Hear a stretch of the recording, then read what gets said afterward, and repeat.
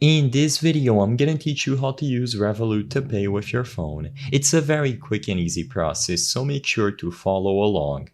If your phone has access to a digital wallet and it has NFC capabilities, you will be able to use Revolut to pay with your phone, also known as contactless payments. The only prerequisite is to have your Revolut card attached to a digital wallet, for example, the Apple Wallet or the Google Pay wallet, and enable a certain setting on the card through the Revolut mobile app.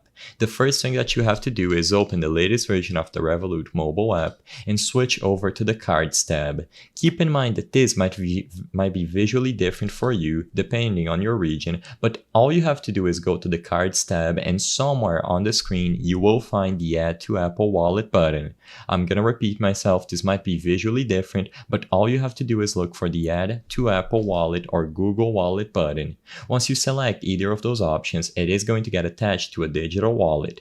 With the card properly linked to a digital wallet, go back to the same card that you just linked to the wallet and go into the settings. Inside of the settings, you will find these two relevant options to contactless payments. You need to make sure that contactless payments are enabled, and you also have the option to customize the amount at the bottom.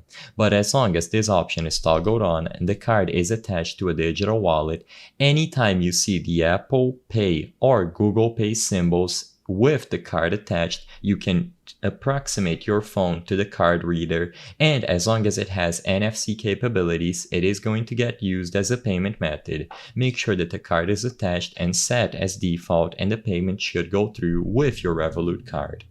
I hope I was able to help you on how to use Revolut to pay with your phone.